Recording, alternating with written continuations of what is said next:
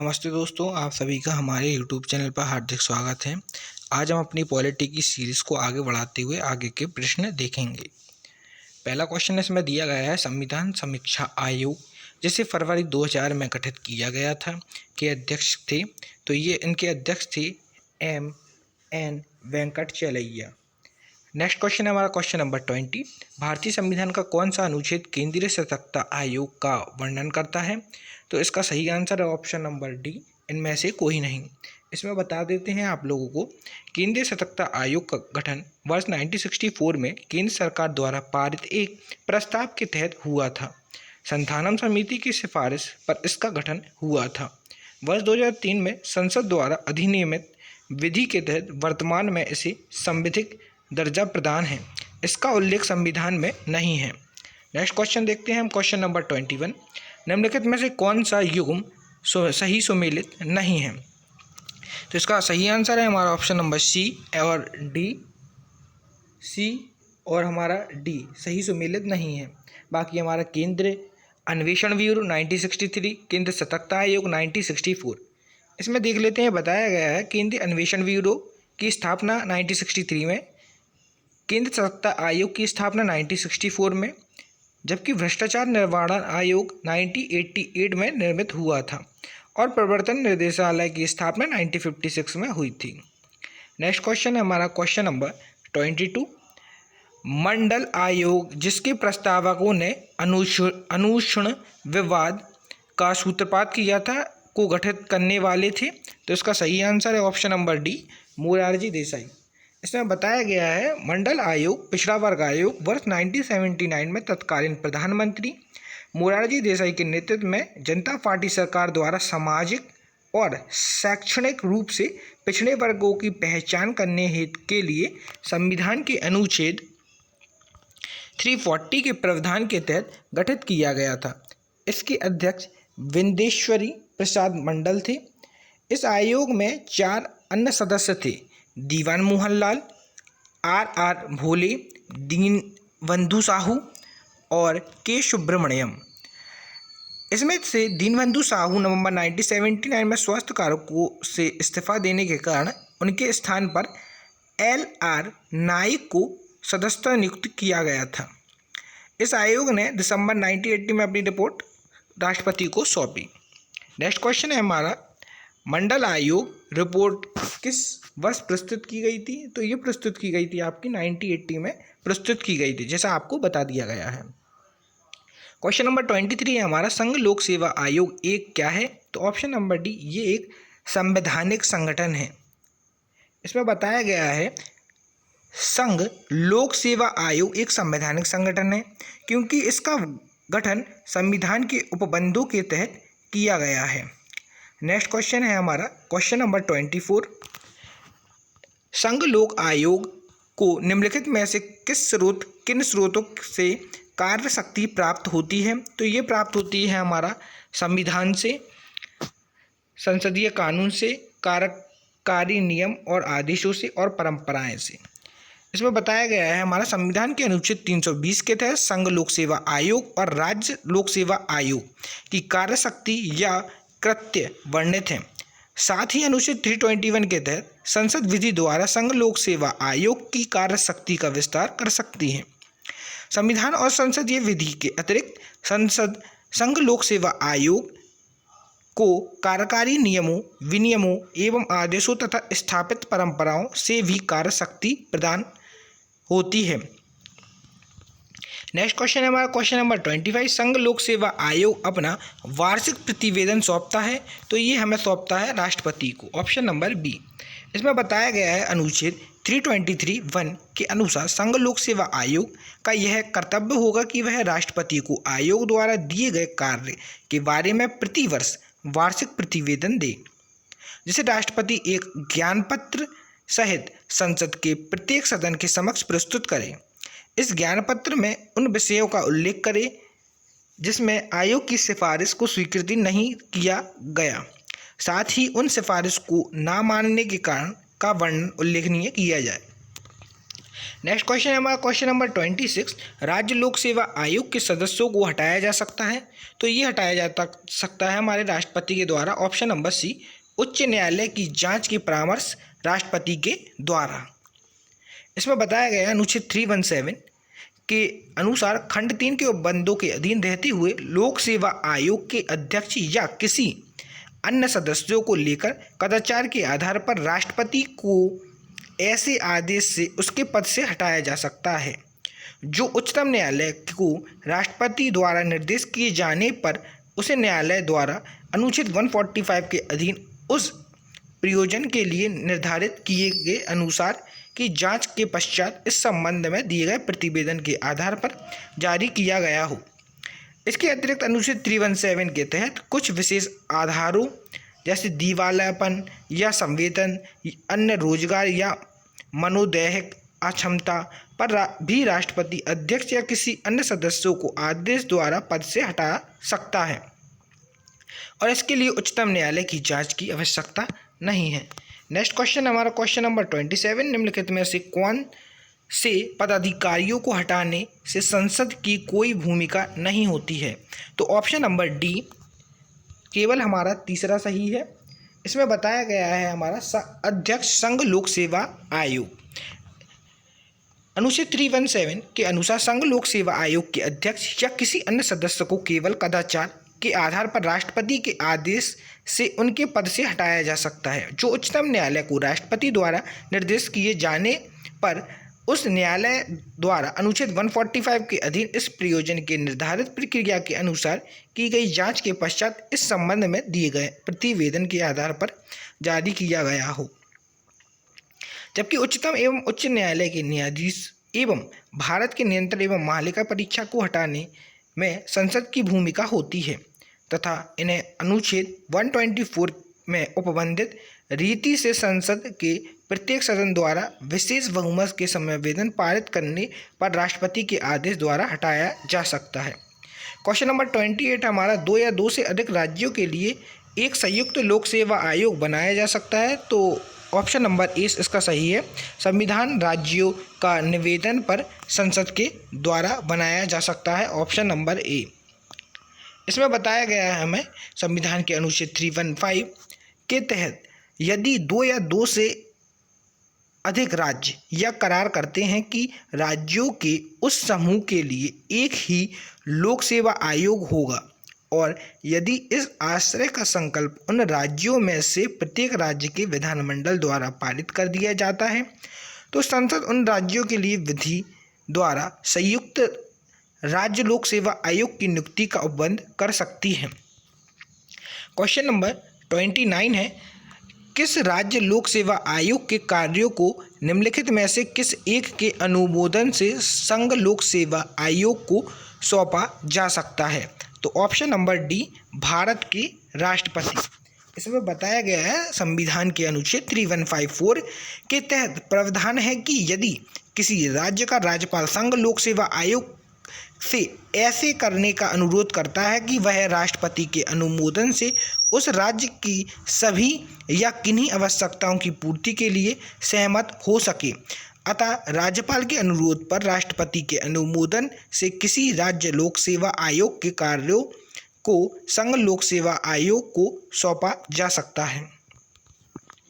Question number 30 है हमारा, उत्तर प्रदेश के राज्य लोक सेवा आयोग के कार्यों का विस्तार किया जा सकता है, तो option number D Uttar Pradesh विधानमंडल के द्वारा।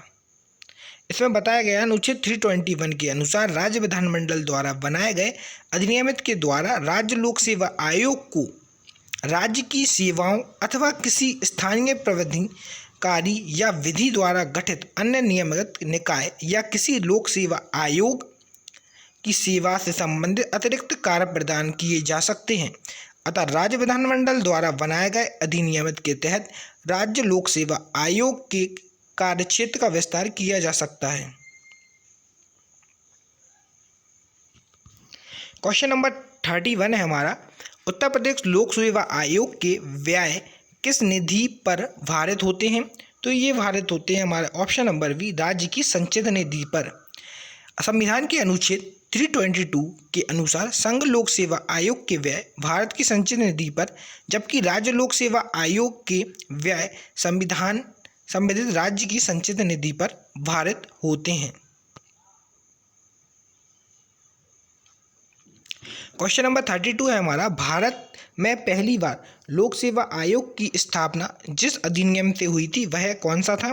तो ये था हमारा option number C, government of India act 1999, option number सी।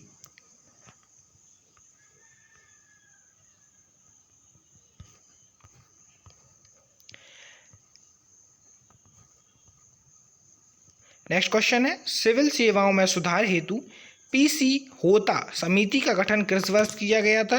तो ये किया गया था हमारा 2004 में। नेक्स्ट क्वेश्चन है हमारा, क्वेश्चन नंबर 1 है हमारा, अस्थायी विशेष प्रावधान से। तो पहला क्वेश्चन है, भारतीय संविधान के किस अनुच्छेद में विभिन्न राज्यों से संबंधित विशिष्ट प्रावधान का उल्लेख है?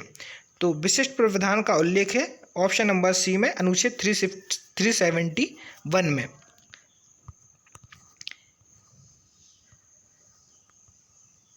नेक्स्ट क्वेश्चन है, भारत के संविधान के अनुच्छेद 371 खा में निम्नलिखित राज्यों में से किसके द्वारा विशेष उपबंधित प्रावधानित है? तो ये प्रावधानित है असम के द्वारा, ऑप्शन नंबर बी।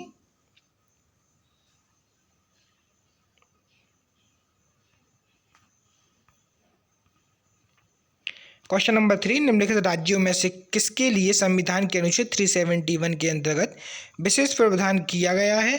तो ये किया गया है हमारा ऑप्शन नंबर बी, महाराष्ट्र और गुजरात के लिए।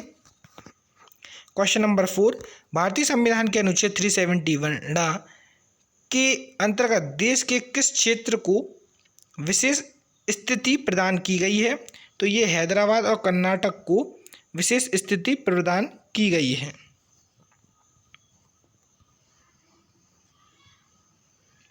क्वेश्चन नंबर 5 है हमारा, भारत में एक ही संविधान प्रत्येक राज्य और केंद्र के लिए है, केवल एक राज्य इसका अपवाद है, वह था हमारा जम्मू कश्मीर, जो अब हटा दिया गया है। 31 अक्टूबर 2019 से ये राज्य बन चुका है। तो ये क्वेश्चन 2014 का है, अब ऐसा क्वेश्चन नहीं आएगा। नेक्स्ट क्वेश्चन है हमारा क्वेश्चन नंबर 6, भारतीय संविधान का अनुच्छेद 370 संबंधित था।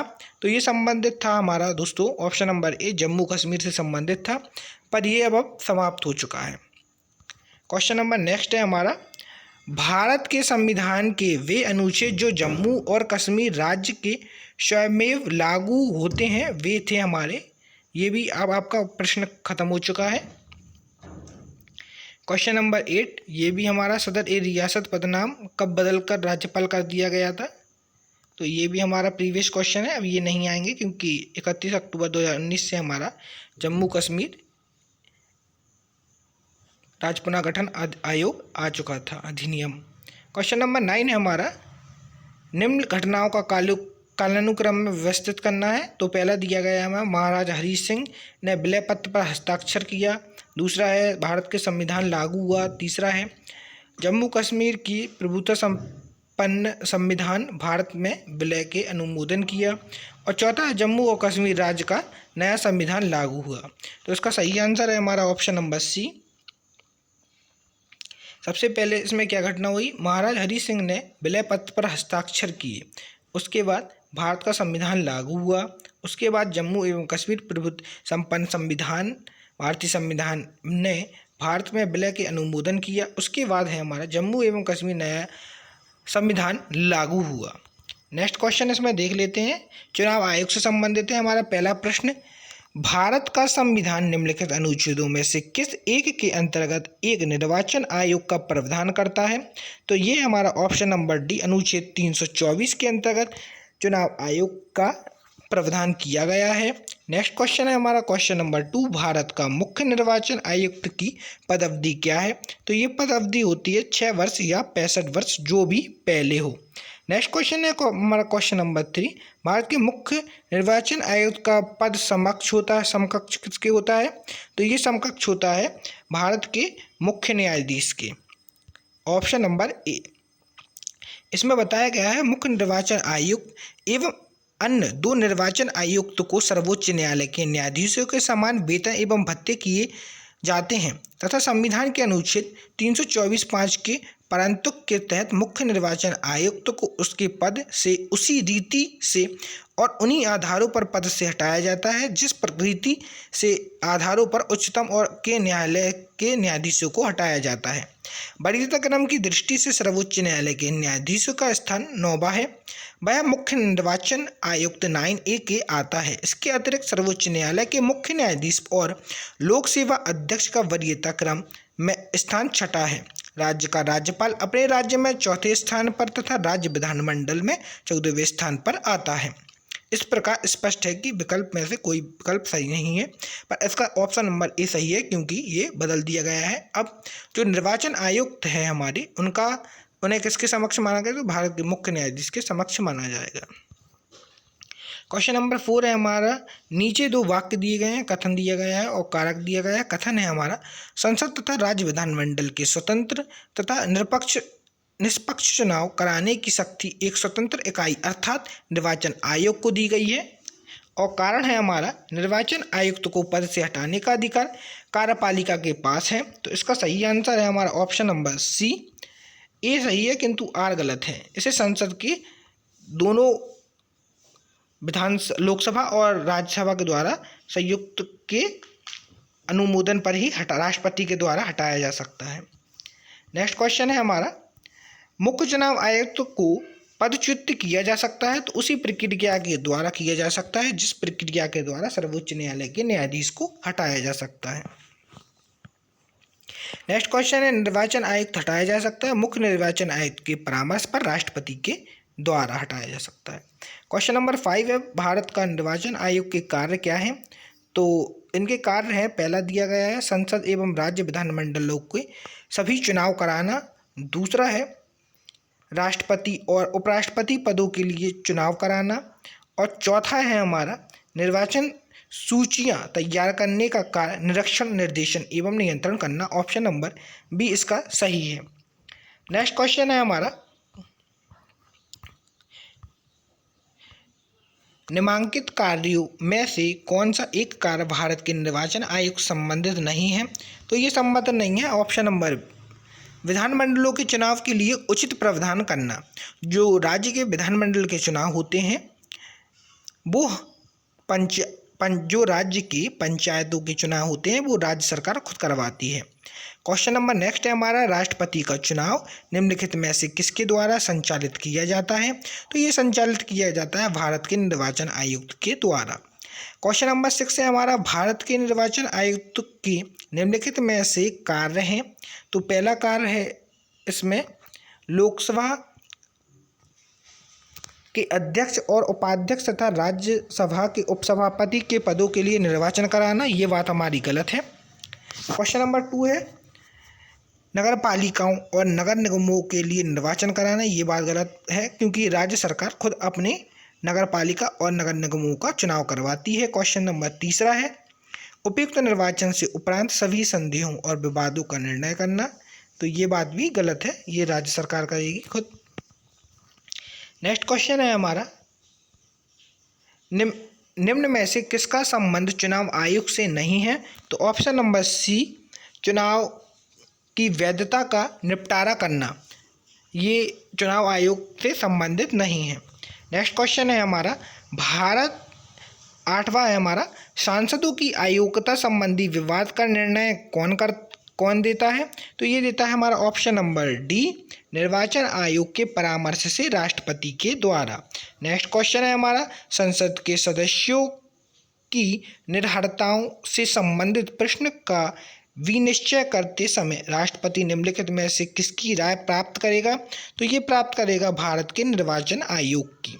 क्वेश्चन नंबर 9 है हमारा, कथन दिया गया है और कारक है। तो अभिकथन है हमारा, चुनाव की घोषणा होते ही राजनीतिक दलों को आदर्श आचार संहिता का पालन करना होता है। ये बात सही है। कथन है हमारा, आदर्श आचार संहिता को संसद ने अधिनियमित किया था। तो इसका सही आंसर देख लेते हैं। हमारा सही आंसर है हमारा ऑप्शन नंबर सी, ये सत्य है किंतु आर हमारा गलत है।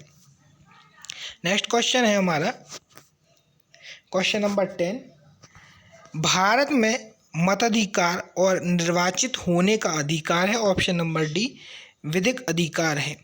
नेक्स्ट क्वेश्चन है क्वेश्चन नंबर 11, भारत में मत देने का अधिकार निम्नलिखित अधिकारों में से कौन सा है? तो ये है हमारा ऑप्शन नंबर डी, ये है हमारा वैधानिक अधिकार। मत देने का अधिकार हमारा कैसा अधिकार है? वैधानिक अधिकार है। नेक्स्ट क्वेश्चन देख लेते हैं। क्वेश्चन नंबर 12 है हमारा, नवयुवकों द्वारा 18 वर्ष की आयु पर मताधिकार का पहली बार प्रयोग किया गया था आम चुनावों में, तो ये 1989 में किया गया था। इसमें देख लेते हैं 61वें संविधान संशोधन द्वारा 1988 द्वारा मताधिकार की आयु 21 वर्ष से घटाकर 18 वर्ष कर दी गई थी, जो कि 28 मार्च 1989 से प्रभावी हुई थी। नवयुवकों द्वारा 18 वर्ष की आयु पर मताधिकार की पहली बार प्रयोग नवंबर 1989 में संपन्न 9वीं लोकसभा के आम चुनावों में किया गया था। नेक्स्ट क्वेश्चन है, किस संविधान संशोधन द्वारा मतदान की आयु 21 वर्ष से घटाकर 18 वर्ष कर दी गई थी? तो 61वें संशोधन के द्वारा। नेक्स्ट क्वेश्चन है, भारतीय संविधान का कौन सा अनुच्छेद लोकसभा एवं विधानसभाओं की प्रतिनिधियों के निर्वाचन करने की आर्थिक वयस्क मताधिकार का अधिकार है? तो ये अधिकार है हमारा ऑप्शन नंबर ए, अनुच्छेद 326 के द्वारा। इसमें देख लेते हैं, बताया गया है भारतीय संविधान के भाग 15 के अंतर्गत अनुच्छेद 326 में वयस्क मताधिकार संबंधी प्रावधान किया गया है। इसमें कहा गया है कि लोकसभा और प्रत्येक राज्य के विधानमंडलों के निर्वाचन वयस्क मताधिकार के आधार पर होंगे, अर्थात प्रत्येक व्यक्ति जो भारत का नागरिक है और ऐसी तारीख को जो समुचित विधानमंडलों द्वारा बनाई गई है, किसी विधि द्वारा या उसके अधीन इस नियत की जाए, कम से कम 18 वर्ष की आयु का है।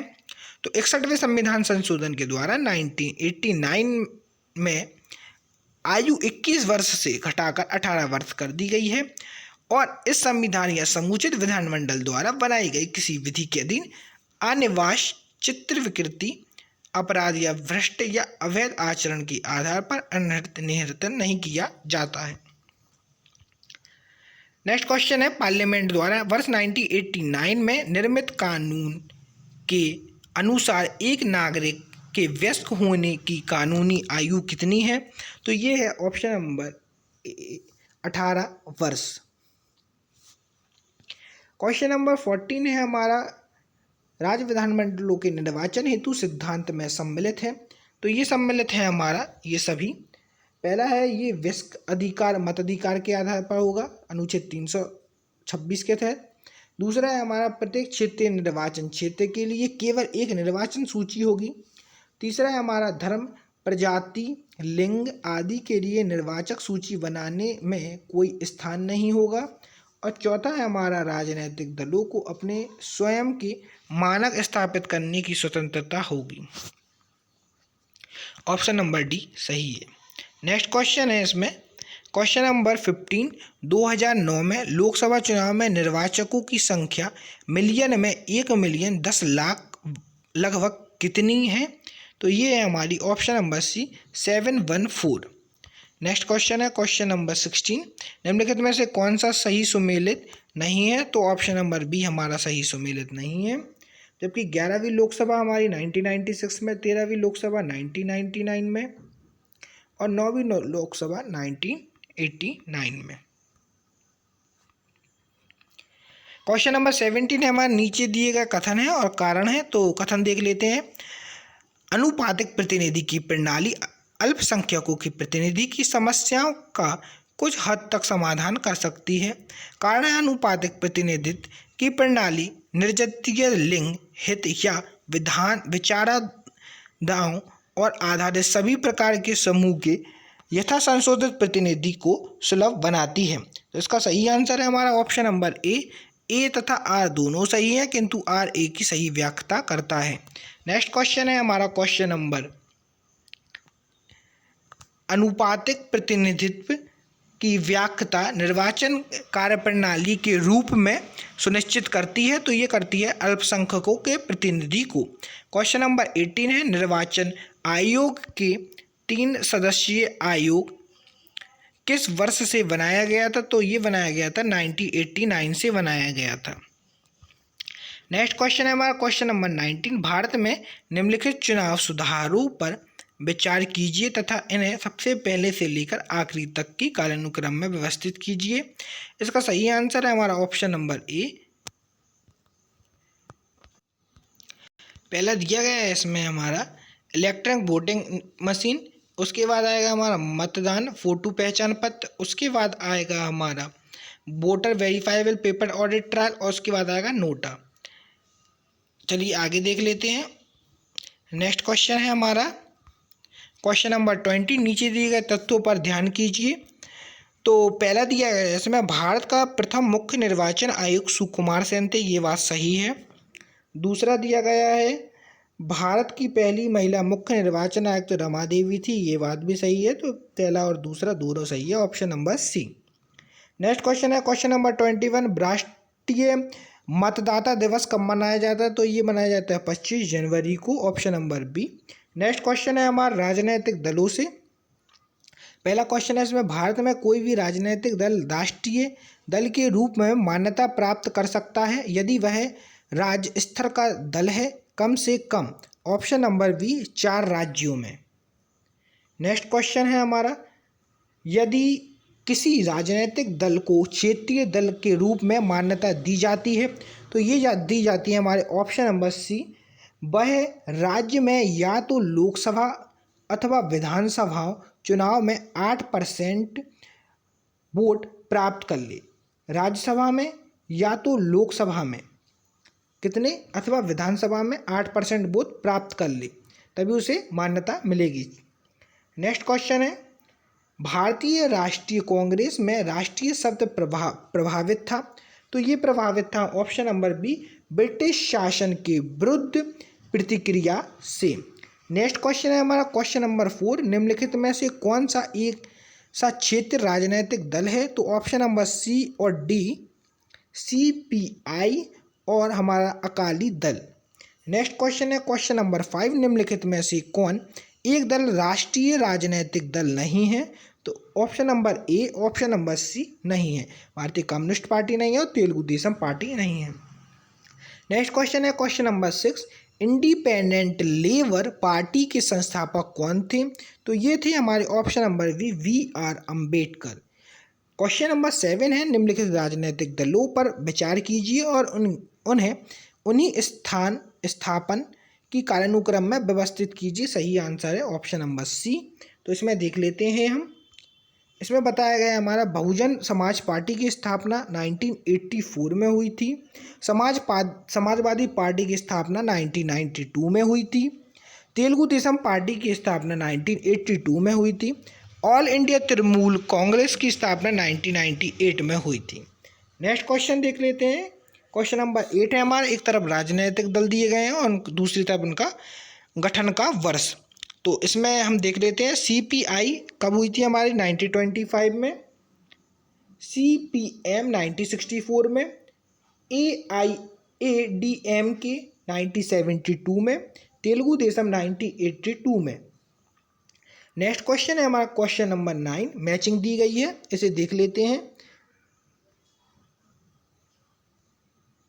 जो हमारे भारतीय मजदूर संघ थे उसका दलीय संबंधित है राष्ट्रीय स्वयंसेवक संघ भारतीय जनता पार्टी से, इंडियन नेशनल ट्रेड भारतीय राष्ट्रीय कांग्रेस से, united trade union revolutionary socialist party से, all India trade union communist party of India से, centre of Indian trade communist party of India से। नेक्स्ट क्वेश्चन है क्वेश्चन नंबर 10 हमारा नीचे कुछ राजनीतिक दल तथा 13वीं लोकसभा के निर्वाचन उनके द्वारा जीते गए स्थानों की सूची दी गई है, इनमें से कौन सा सुमेलित नहीं है? तो ऑप्शन नंबर बी हमारा सुमेलित नहीं है। दोस्तों ये क्वेश्चन 2000 में आया था, अब ऐसे क्वेश्चन रिपीट होने की कोई संभावना नहीं है। नेक्स्ट क्वेश्चन देख लेते हैं हम क्वेश्चन नंबर 11। लोकसभा चुनाव 2024 में कितने चरणों में संपन्न कराया गया था? तो ये हमारा 2024 का चुनाव 7 चरणों में संपन्न हुआ था। क्वेश्चन नंबर 12 है हमारा केरल में प्रथम साम्यवादी राज्य सरकार का गठन किया गया था। तो ये किया गया था 1957 में केरल में प्रथम साम्यवादी पार्टी का गठन किया गया था।